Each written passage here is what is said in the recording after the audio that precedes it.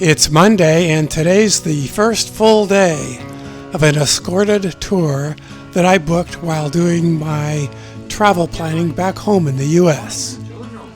The name of the tour is Gourmet Tuscany, and it features visits to several towns, wineries, and foodie destinations around our home base of Montecatini. And we're kicking things off today by driving to the tiny hilltop village of Vinci. Yes, the birthplace and home of the great master Leonardo. I arrived here yesterday after traveling from London to Florence, then catching a ride to the spa town of Montecatini Terme. That trip is in my previous video, so if you missed it, I'll link to it on screen at the end of this one.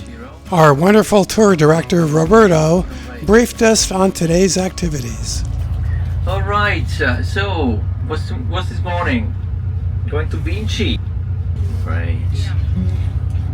So to discover where Leonardo actually grew up. He was born in Anciano. It's a little tiny village close by. But he was baptized in Vinci, that's why. Leonardo from Vinci. It's gonna be kind of short ride. It's kind of 40-45 minutes to go. Once there, we arrive with this big coach almost on top. We can't get into the medieval side, of course, because it's too big, it's not allowed. But anyway, we walk up. Okay, it's just a really short walk, and then by then I will get the tickets for you for the museums, and then we start entering. It's a free visit for more or less 1 hour and 30 minutes. Roberto explained that although Leonardo is widely remembered by his famous paintings, he was also a scientist, engineer, and inventor. Oh, and also cartographer.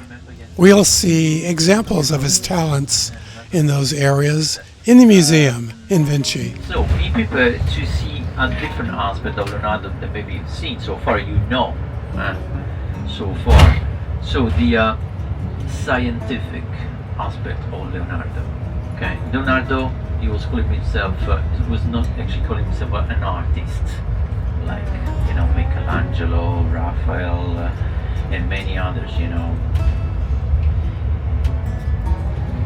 He was beyond his time, his period. Okay, he was an inventor, mainly an artist, of course, a mathematician, and let's say a creator. Was pretty much eclectic, let's say. Here we go, where the sun came up.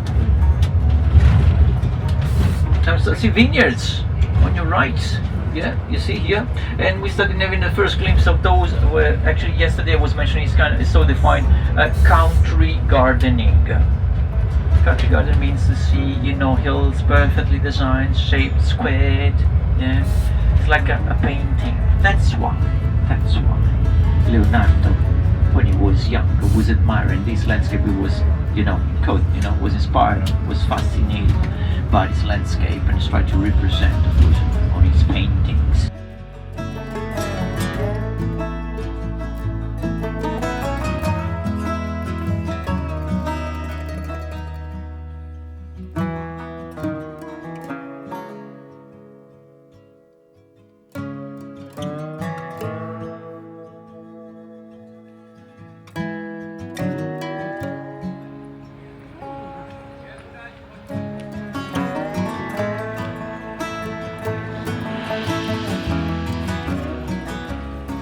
It was good to walk and get a close-up view of this quintessential Tuscan landscape and a setting of profound historical importance.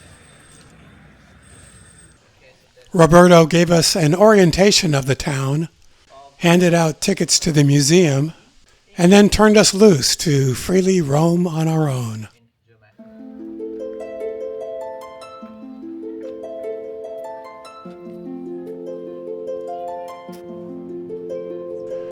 Perched on the slopes of the Montalbano Hills, medieval Vinci is surrounded by vineyards and olive groves.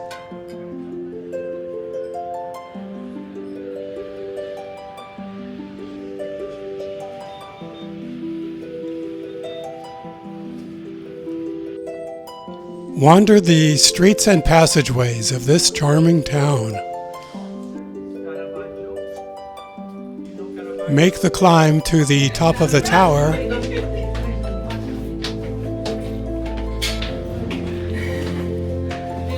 Take in the quintessentially Tuscan landscape.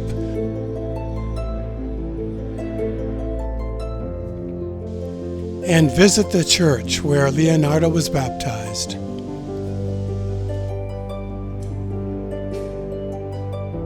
Then appreciate the true genius of Leonardo inside the museum, where you can visualize his amazing inventions and designs.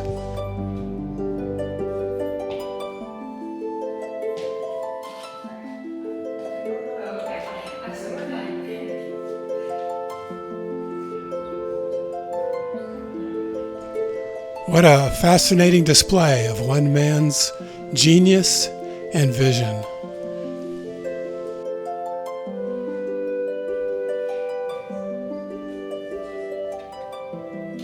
And then use whatever time your visit allows to just roam the town. This is what a Tuscan hilltop town looks like.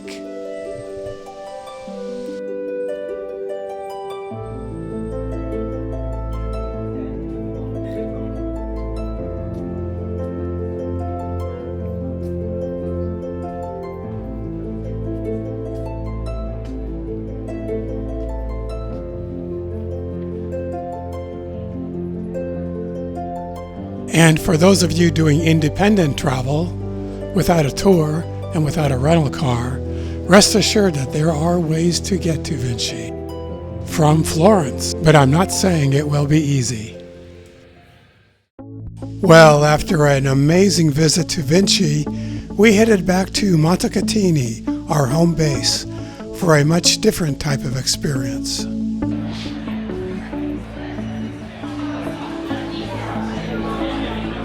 I learned that the Desideri family has been handcrafting traditional Tuscan pastries since the early 1900s. Here in their production facility, just outside of Montecatini, the specialty is the cialda di Montecatini Terme. The cialda is a large flat wafer that's produced by pressing two thin layers together and stamping it with an image of a heron, a symbol of the town. It's fascinating to watch the process in action. Clockwork execution produces a perfect product. Daniel, see how they do it? Yes, that's what we had there. Yeah? Same. Then it's pressed, then it cook, and then it's pressed. You see? And the filling, which is this one, is going to be in between the two waffles.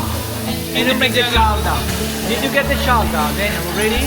Is this one here, okay? Yeah. It's broken. Yeah? Oh, that's that one, okay. Yeah. That's it right there. Yes, it's part of it. You see? Look. Daniel, you see that? Yeah, so that's the finished product. Yeah, the two parts. All right. You can double, the two parts. Okay, they can double like that. It's pressing the two parts. Okay? Okay. And with the filling in between. So this is where it starts here? Yeah, exactly, with the filling. Okay? Oh, the filling, okay. The almonds and sugar. Almonds and sugar. And then you go the two waffles, just press it like that. Okay. So this presses the two together, and the filling is inside. There you have it, a fine example of traditional Tuscan craftsmanship and culinary expertise, all wrapped up in a family-owned business. A great success story.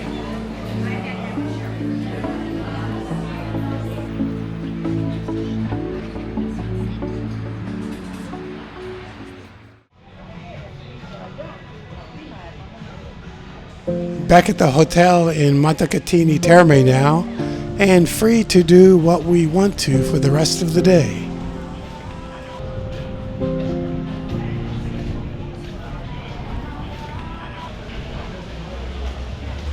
Montecatini Terme is a popular tourist town, at least in a regional sense, due mainly to its thermal spas, and the hotels, gardens, and other things that are built around them. In fact, Montecatini is one of the towns listed on the UNESCO World Heritage Site named the Great Spa Towns of Europe.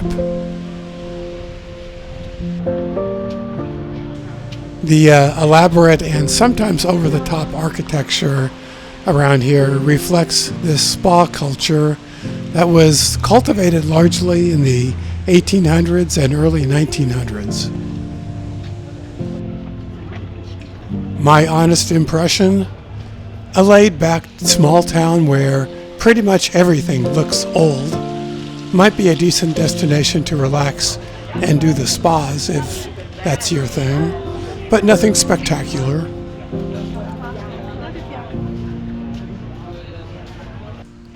Lots of run-down looking hotels with inflated star ratings.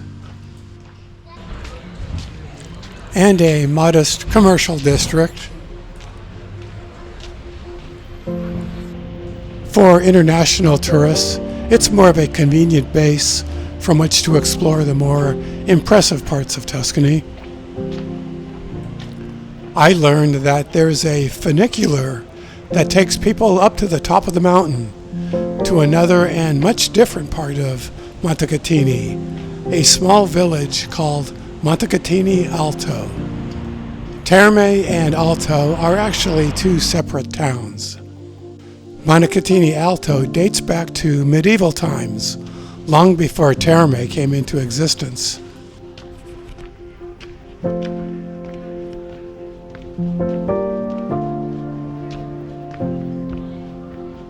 It has a fortress with ruins, medieval walls, and an intact tower, a quaint piazza,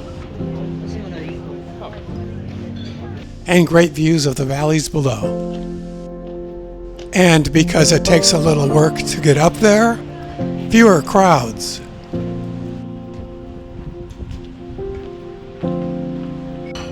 No shade on Terme here, but for my money, spend more time in Alto. We'll take the funicular up to visit Montecatini Alto in the next video, so make sure you come along for the ride. See you over there.